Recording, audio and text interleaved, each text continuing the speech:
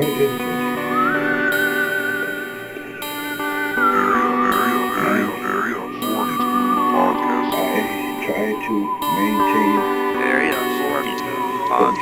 so Betty cannot tell I was scared.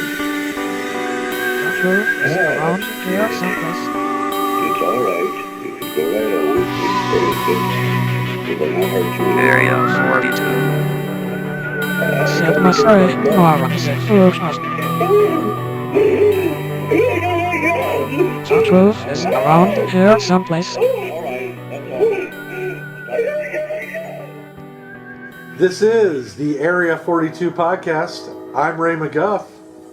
Jake Thornburg. And with us is a ghost train. If you can hear it, there's a train. It just started going by right when we hit record. You know why? Because God fucking hates us. That's why. But we're back. This is episode 1 of season 2. Season 2. We're in season 2. You know why? Because we're terrible friends to each other. And we plan on doing things, and then we get lazy, and we go, nah, I'm not doing that today. So, here we are, season 2, finally. Tonight's episode is about Betty and Barney Hill. That's right, folks. Season 2, to start off, we're talking about Betty and Barney Hill. Let's get right into it. The date of the sighting was September 19th, 1961, around 10 p.m. Betty and Barney Hill were driving back from their vacation in Niagara Falls to their home in Portsmouth.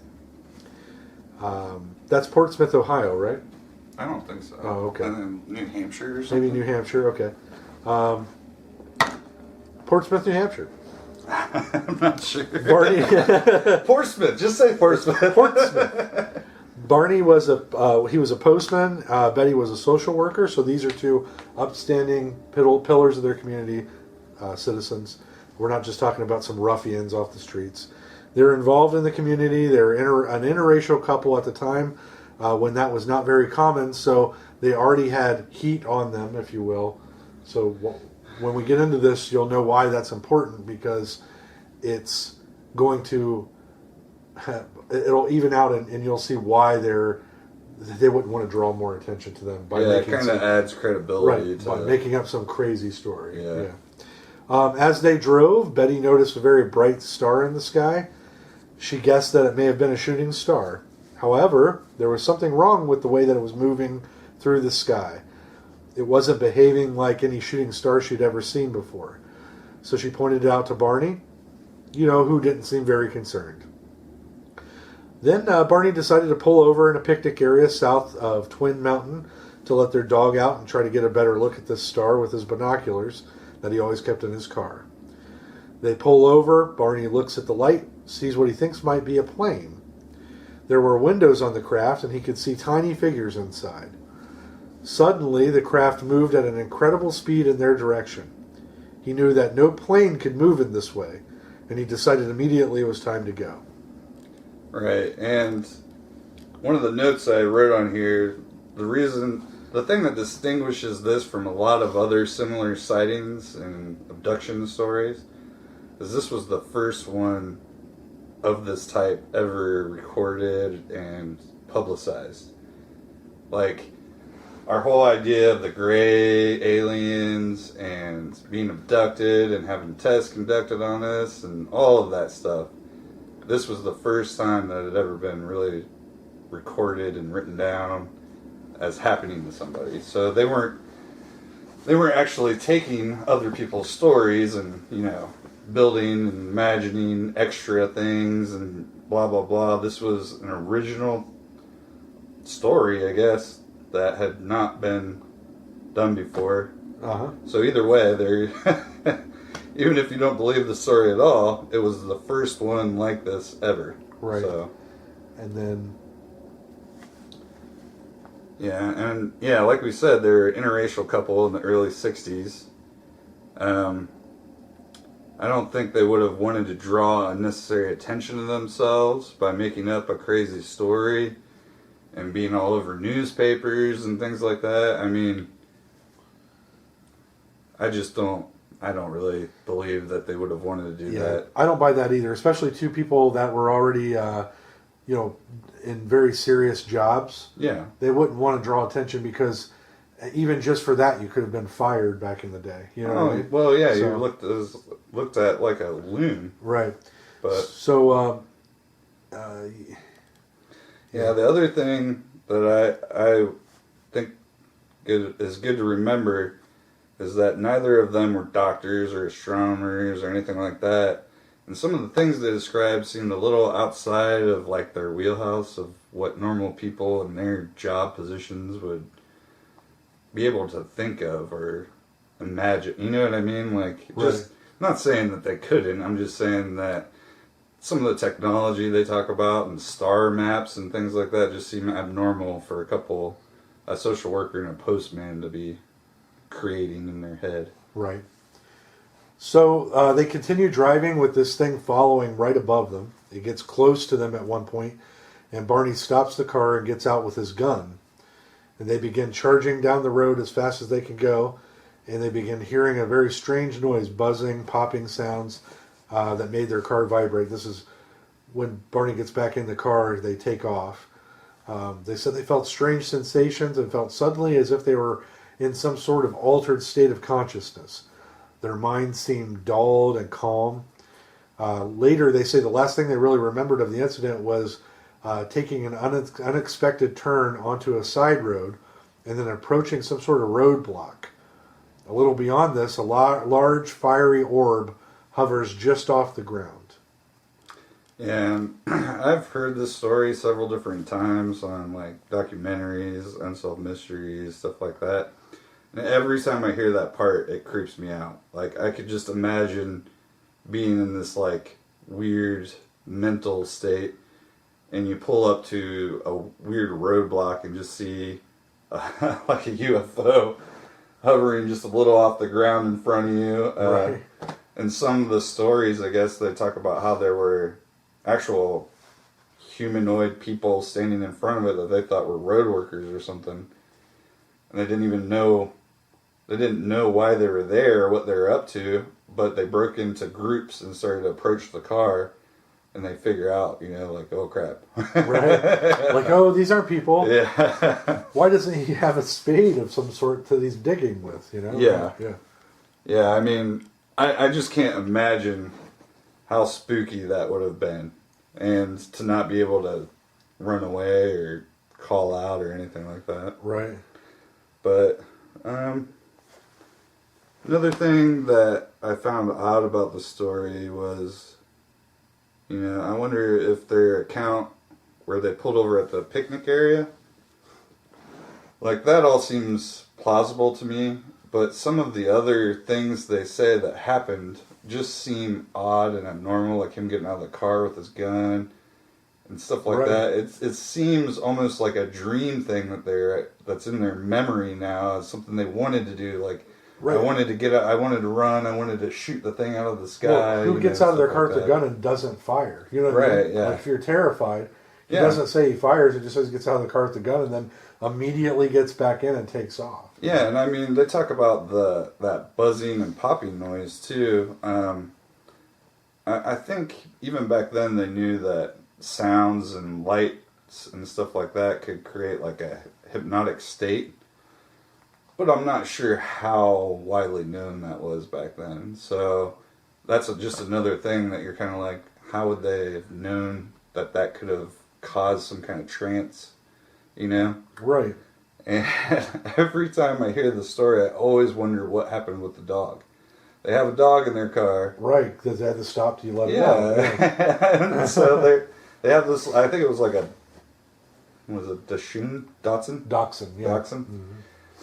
They have this dachshund in the car, and every dog owner I've ever known would be constantly talking about how their dog was barking, or it was hiding, or lashing out, or biting, whatever, doing something odd.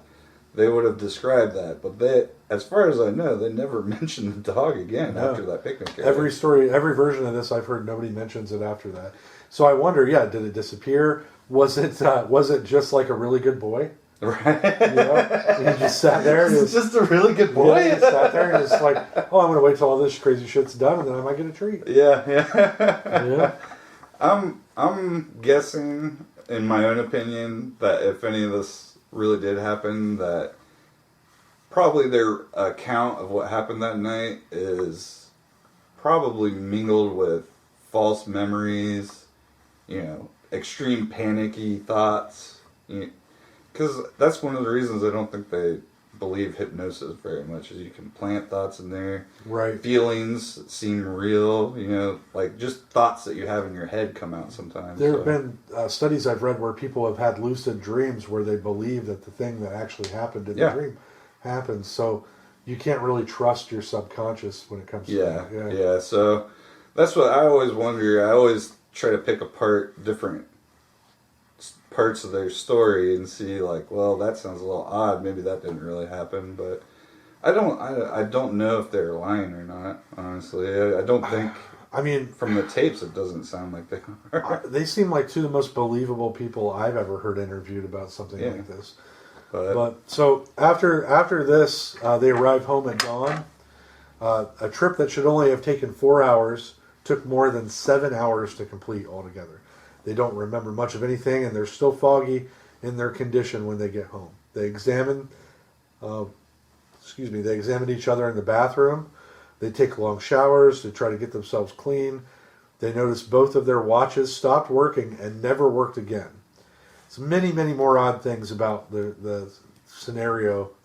Their clothing had things on it. They noticed some sort of struggle in the way that they had scuffed shoes. She had a torn dress. The strap of the binoculars were broken. Betty actually kept her dress in an odd instinct that she had. She just knew that she shouldn't throw it away. The dress had some sort of substance on the outside of it. When it was later tested by several different labs, they discovered that the fabric was coated with a biologically derived material which was composed mostly of protein and amount of some sort of small natural, was it ester oil, I guess?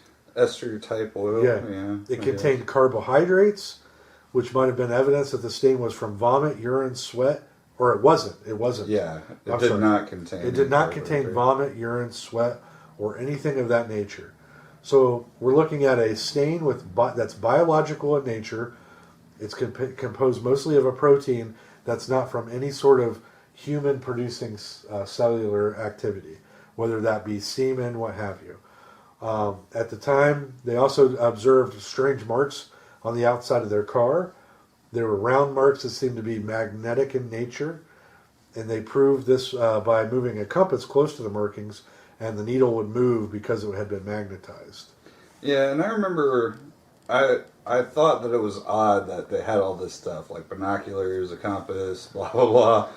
But back then, I mean, cars came with little compasses on the dash sometimes, and if they didn't, you might keep a compass to use a map. And I grew up in the 80s, and my dad had binoculars in his car. Yeah.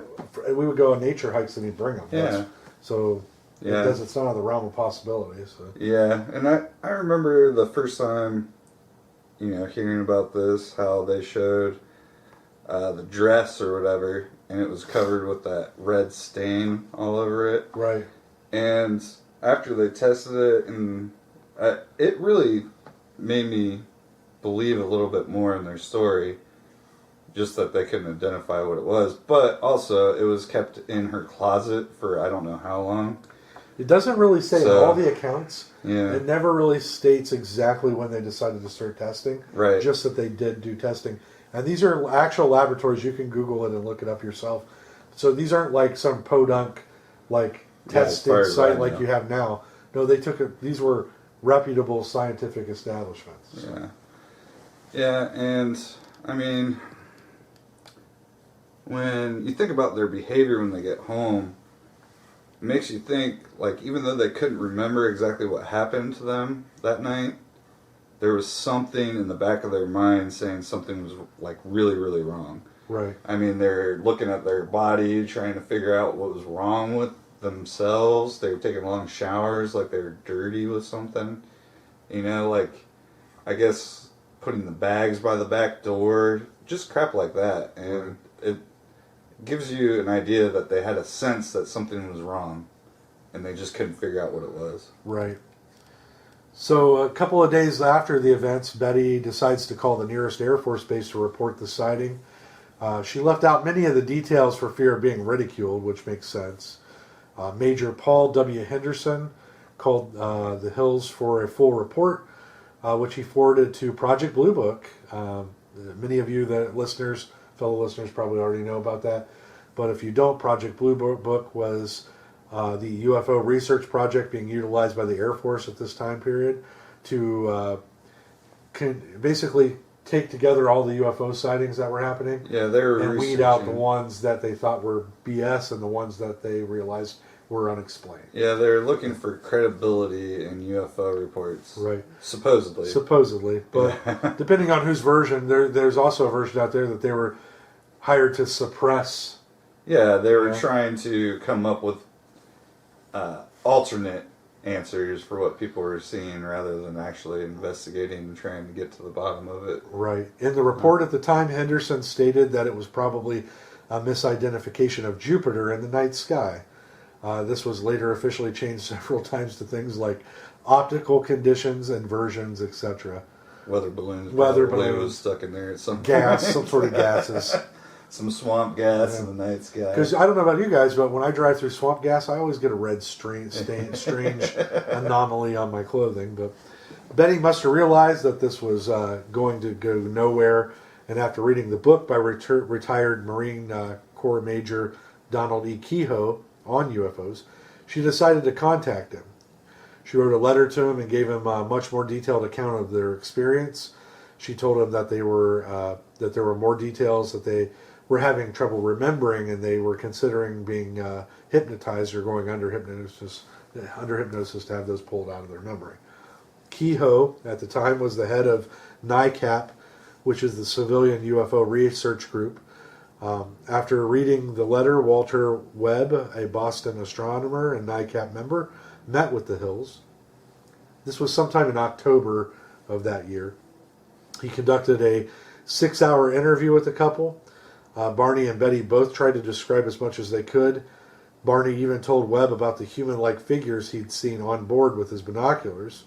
And Webb said in his report that he believed their account, but that he wasn't sure about all the technical descriptions. Yeah. And this is what I noticed about this story. You know, after a brief interview on the phone with the major, he just writes up a report and is like, oh, it's Jupiter in the sky, but you guys can look over the report. And then the guy from NICAP comes and he's like, he does this real in-depth interview where he gets as many details as he can, and he ends up believing them, but neither one of them seem to have gone out to the area to look. I don't even know if they investigated like the radar findings or anything like that. And it seemed like one was a little too quick to embrace what was going on, and the other one was too quick to just toss it in the trash, you know? Exactly, which happens with a lot of these. You Yeah. know, you and I have read and studied this kind of stuff for years together. We talk about this stuff all the time. Mm-hmm. It's always the same thing. People rush in, immediately go, it's aliens, and the other people go, Yeah. it's weather balloons, dummy. Yeah. You know, so... Yeah, it seemed biased, Right. I guess. And I don't think that you should be biased when you're reading about this stuff. I think you should go into it wondering if it's true, and if it seems plausible, then say, well, you know, might be true. Should Right. look into it more, you know? Not, it's fake from the beginning, from the first word you hear, like, the first time you hear UFO, you're like, oh, this is BS. Right. Or the first minute you hear a UFO, like, I believe you completely. Just keep going. Right. Like, I'm totally in. Did they take you aboard and fuck you? What's up? right, You know? yeah. They probe you. Yeah. Tell me the details. But, yeah, I mean, I just, and I've told you before, I wonder sometimes how much the government really knows about this stuff. Because if they really are, like, say credible accounts of crashes and stuff like that, that they just toss them in the trash and ignore them. If that's really actually what they do, I wonder if it's even possible that they don't know as much as people, especially deep conspiracy theorists, Right. believe, that they don't know half as much as we think they do. The way I feel about it is the branch of the government that knows all of this stuff is the military. Any one of the big military branches probably know way more than But like regular government officials, fuck no.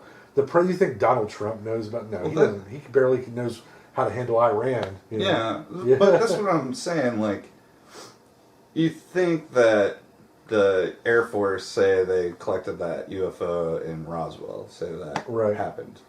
That doesn't mean that they know how the UFO works. Oh, no. That doesn't mean that they've even been able to figure out how to open the thing or what it's made out of yet. Right. You know, and realistically, I mean, that'd be like a caveman hitting a computer with a rock trying to figure out how it works. Yeah, could you imagine setting a caveman down in front of this laptop we're using and you're like, hey, get on the internet, buddy. Yeah, you know? So, Yeah. I mean, a lot of people, I think, jump to the conclusion that the government knows all about this stuff and they're keeping it from us. They might not know. They might know that if it's real or not, like if there has been a UFO crash or whatever. Right. But I don't know that they, you know, some people talk about how they meet with the aliens and set up secret. I don't know. Like, could I you don't think imagine, so. like, if you're that smart and then you come into this world and you go over to, let's say, Soviet Russia, and you're like, hey, we want to meet with your leaders. How dumb they would seem to you, or America for that matter. Yeah. Like you know, we're gonna get in our flim flop and do the flippity flu, and they would be like, I don't know, I eat with a spoon. You know, they don't know. It would almost be impossible. It's like that movie with Amy Adams, the one where Arrival or whatever? yeah, Arrival. Yeah. To me, that's how it would be if it was really happening. You would have to spend years figuring out how to communicate. You know what I mean? that's definitely possible, but I think I've talked to you about that before, where their technology or even biology might be able to speed that up. That's true. I mean, we have that Google Translate stuff. Right. I mean, in 1,000 years from now, we might have something way better than that. I guess you're right. If they had been watching us too and studying us, that it would be easier for them to translate their nonsense into our nonsense. Yeah. But at the same time, though, it just seems like that right off the bat would be a disconnect. Oh, yeah. You know? Even then, I think there would be stuff that couldn't be translated. Like, right. You know, if they were trying to tell somebody about the way their engines worked or something like that, and they're like, you know, blue rock goes in red crystal and makes boom boom. Yeah, right. Or because you wouldn't have a translation for the actual method. I don't think that it. Yeah, the reacts. whole process would be their version, and then we would have words for ours. Yeah. I mean, and we don't even have that version. Right. So yeah. it would be like some things don't translate from English to Spanish or vice versa. Yeah, exactly. But at the end of the day, though, would it be funny though to listen into like one of them? Yeah. Like hey, I was talking to Narnar about his wife, and they don't have the concept of that. Would be fun.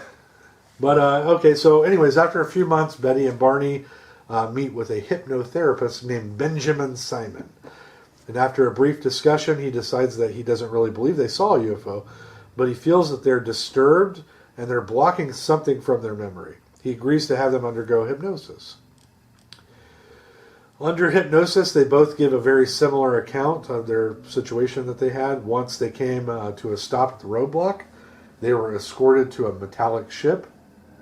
They struggled, but they could not run or get away. The humanoids held them hostage, basically. They were separated into 2 different rooms. They underwent some kind of medical procedures.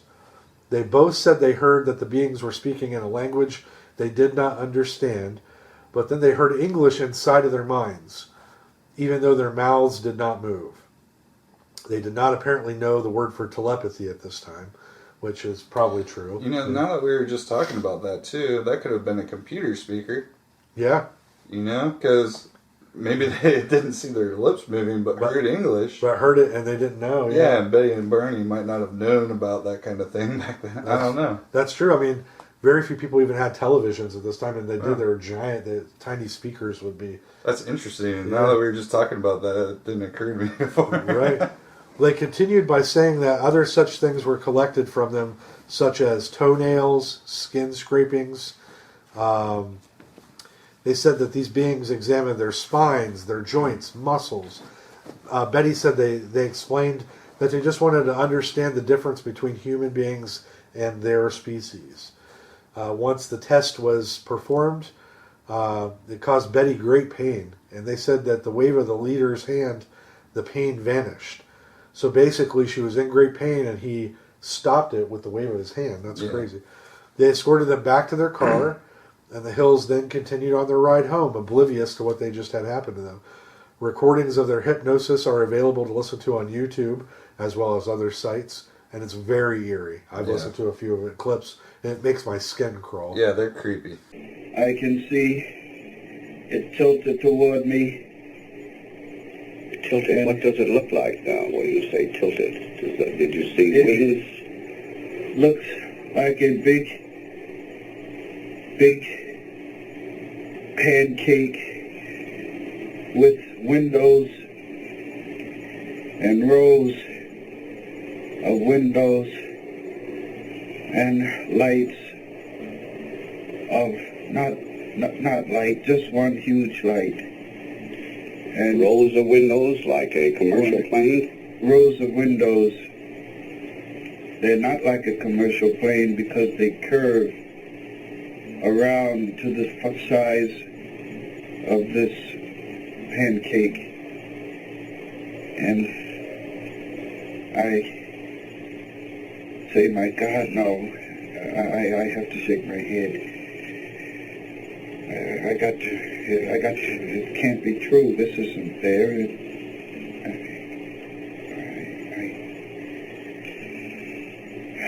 Oh, it's still there. And I look up and down the road. Can't somebody come and tell me this is not there? It can't be. And it's, oh, you're still asleep, but you can see it all clearly. It's there. You sure it's there? Yeah. You weren't having a dream? It's there. You'd had no sleep that evening? I touched my right arm. It's not my right, it's my left arm. And then I touch my right arm, and it is my left arm. I'm confused. You're clear now. You're relaxed. It's still there. If I let my binoculars fall and dangle from my neck, and then start over again, maybe it won't be there, but it is.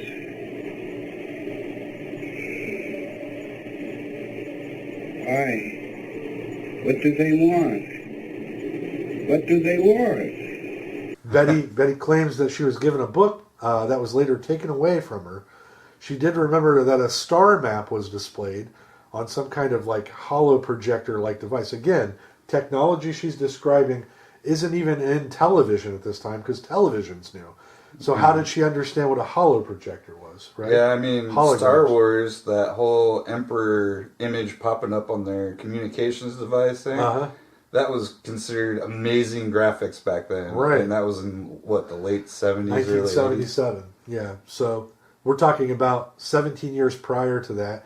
Buck Rogers was a 50s thing back then, right? And they barely had that kind of, they had laser guns. That was about it. You know? So this is crazy that this lady's come up with this by herself if it was a untruth. But later, an astronomer identified the cluster of stars on a map that she was describing as Zeta Reticuli system.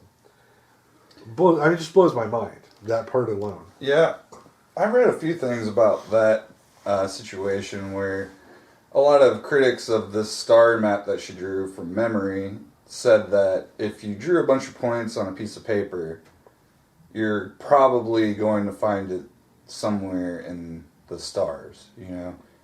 So they didn't really think, and on top of that, the map didn't exactly match. Well, on some of the documentaries I've seen, they talk about how years after they identified the system from her map as a match and saw that one star out of place, they found out later through better technology that there actually was a star there. Wow. And that's pretty crazy to me, Yeah. that we didn't even know there was a star there And then later we find out that there is, but on her map that they said was incorrect because of it, actually ended up being correct. That's Right. pretty crazy. Yeah, that's 40 years off of any type of technology that could identify that star. you Yeah, know? it was that is very unlikely in my mind that you could draw a map Right. that was that close and actually have something that we didn't even know about in the map somewhere. It would take a very astute person to go and study star. They'd have to, back then, just think, guys. Back then, they'd have to go to the library, Yeah. pull out old star charts that were like probably sailors, Yeah. and then make up your version of that. Who has time for that? Let alone somebody that's a social worker that has a caseload. You know what I mean? Right. That's- And the likelihood of her drawing that star missing, that's like zero. Right. too. It's an astronomical anomaly. Yeah. Yeah, which it could be. There could very well be, though. That's that 0.00001% that she put the dot just in the right spot. Yeah. But is it more likely that occurred, or is it more likely some shit happened and she saw that? So Yeah. you know. And I mean, this kicked off sightings and stories like this from like all over the world after this. Like, this story became what we think of as abductions now. Right. So before that, people called themselves like contactees, or people who had seen this stuff, said they had sightings. Now there was a completely new term, abductees. Right. So that's pretty crazy to me that these two are the reason that we know about this phenomenon now. Right. And they're the first to describe these alien beings that we now call the Greys. Right. Yeah. The Greys, the time loss. And I say the first. This is the first recorded Yeah. event. There could have been people Hopi before Indians have drawn, and thousands of years before these people were ever alive, Oh yeah. on cave walls what looks like gray aliens. So this is not. It's not implausible, because I'm going to be the skeptic on this end here. It's not implausible that this guy Barney isn't just a huge Hopi Indian fan and concocted a story Yeah. so that him and his wife could get a little publicity. But the likelihood of that happening and the shit they would have had to do to get to that point is so ridiculous that you'd wonder why they weren't in mental asylums after this. you know? Right. Yeah, and I will say some of the descriptions of what happened are odd, to say the least. Like, I think one of them, they were talking about the humanoids they saw on the road or on the ship with the binoculars. They were wearing like black rubber suits with black caps and had black hair and just stuff. Right. And it doesn't sound anything like their drawings either. They drew these, what we think of as aliens now, with the big heads and big eyes. They Right. drew that on a piece of paper, but they didn't draw their little uniforms. Right, they left out all the mullets. Yeah, Barney. I think in the picture I saw that Barney drew, it did have like a little circle cap thing, looked like a swimmer's cap on top of his head. But that was about the only thing that I saw. Which is crazy, because if you think about it, if you're you would be in something like that. you Well, know? yeah, astronauts wear those caps underneath their Underneath their helmets. helmet, yeah. So, I mean, it's not unlikely. I'm just saying, Right. like, that's not the only thing, but some of the stuff they describe in their hypnosis and in, I guess, Betty's dreams of the incident that she had, they sound a little odd. I don't know if I completely believe every detail of it. Right, and like we said at the kickoff too, is that trusting your subconscious with this stuff is very difficult. So you got to sort through this, because you're right. Some of that shit could have been dreams that she had after the fact. Yeah. That were now Yeah, implanted. it could have been her mind messing with, like, maybe she saw a shadow on one of them and Exactly. thought it was clothing. Right. Your mind's racing and you're panicking and, whatever. Or you're making up a story that doesn't exactly line up every time you tell it to Right. me, I guess. But I honestly, I don't think that's the case. So. Yeah, I think, as far as my conclusions from this, I think of all the UFO abduction stories I've read about or seen in films and documentaries, this is one of the most convincing, because first of all, it was the first one of its kind, so it wasn't stealing from other people or other ideas from other people. The second is they drew pictures of the maps, the beings, the estimates of the size of the ship. They knew the route they were on. They knew times that they were driving on the road. I mean, they had a lot of details. And I even like the part where they're talking about when they get home, it really sounds like the stages of denial and PTSD, because from what I've heard, Barney kind of denies the whole thing for a while. He just says, didn't happen, it didn't happen. And Betty was the other way, and she's like, something happened, you know? Right. That sounds like he was going through denial, and they were both kind of going through PTSD from it, and I don't know. If these things could all be faked by a postman and a social worker, they've got some crazy good imaginations. Right. You know, and everybody's always arguing that there's no evidence left behind at any of these things. There was actually a little bit of evidence, you know, at this one. I mean, not a large amount, not anything that would prove it 100%, but you could see that there were things that happened that night to them. Yeah. You know? Yeah, I agree with you. There isn't a story like this that I believe more. Maybe Travis Walton, which we'll get to in later episodes. But besides his story, which is crazy to begin with too, but that I believe these are two people that had nothing to gain. Not a single thing would they gain by telling this story. Yeah. And they recount it, and it stays consistent the whole time after decades. Yeah. You know, of the way that they tell it after they decide to tell the truth, you know, or what they believe to be the truth. There's physical evidence. The magnetism thing always gets me every time I hear about that. I'm like, Jesus, you know. I mean, you can't fake stuff like that. And if you do, you have to go out of your way to do it, which doesn't seem like these people. I could be completely wrong. Yeah. But to me, this is one story. Something happened to these folks. If it wasn't aliens, it was the United States government doing some sort of shady shit, and they fucked them up, and they were like, Now, who knows why they didn't kill them, because that's usually what our government does when they want something gone. They'll just blast them out into existence. But maybe they were studying them. Maybe they thought, shit, they got exposed to something that we were working on. Let's follow them for a while, you know, see what happens. The government loves to do shit like that. So. Yeah. I've always said, though, I don't understand why our government would do stuff like that. And I don't understand why they do. They don't, as far as I know, they don't fly hovering quiet vehicles. We don't know. And pick people up. They had no problem putting LSD in a water for an entire village. That's drugs. They had no problem putting syphilis and stuff into United States service. It's not impossible, but I find it a little. If they had the technology, they weren't quite sure. If they had the technology, right, and they weren't quite sure what would happen, they'd pick up old Betty and Barney and throw their asses in it and drive them around. I got no qualms. I don't know. I've told Randy this for years. I don't really agree with that kind of stuff, especially the older and farther back you go with this kind of stuff.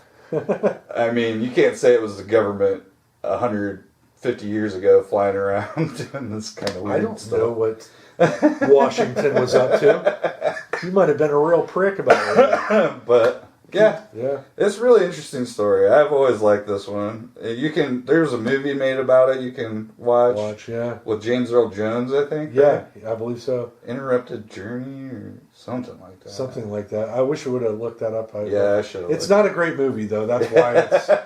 But if you guys, there's Ancient Aliens episodes dedicated to this.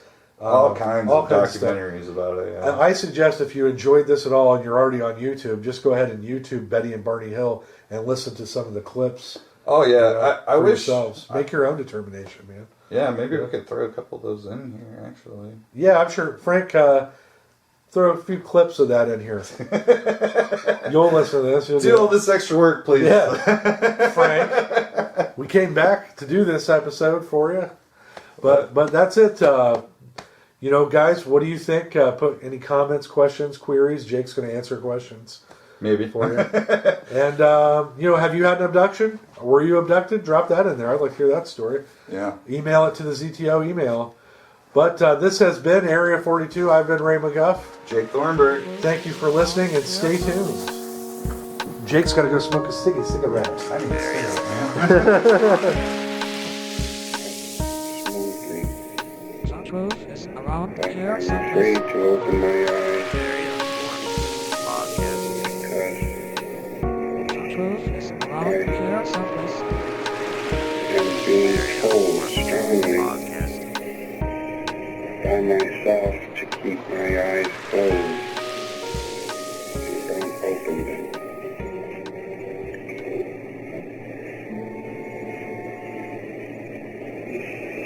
And I don't want to be operated on. You don't want to be operated on. What makes you think of an operation? I don't know. You were thinking about this when you were there on the road? I was thinking about this when I was lying on my stomach. Where were you lying on your stomach?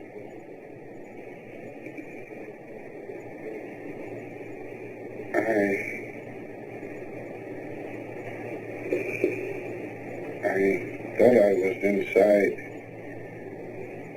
something, but I did not dare open my eyes. I had been told to keep my eyes closed. Who told you that? The man. What man? That I saw through the binoculars. Was this one of the men in the road? No. Well, who were these men in the road? Or what part did they play in it? They took me and carried me up this ramp. Did you feel you were going to be operated on? No. Did you feel you were going to be attacked in any way? No. I was laying on the table and my fly was open and I thought, are they putting a cup around my private parts? And then it stopped. And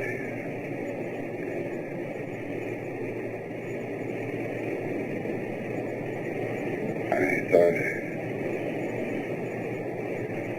how funny. Speak a little louder, please. I thought, how funny if I keep real quiet and real still, I won't be harmed and it will be over and am walking and I am walking and am being guided and my eyes are closed and I open my eyes and there is the car and the lights are off and it is not running and Dulcie is under the seat and I reached under and touched her and she is in a tight ball under the seat and I sit back and I see Betty is coming down the road, and she gets into the car, and I am grinning at her, and she is grinning back at me, and we both seem so elated, and we are really happy. And I'm thinking, it isn't too bad. How funny. I have no reason to fear. And we look, and I see a bright moon, and I laugh and say, well, there it goes. And I'm happy.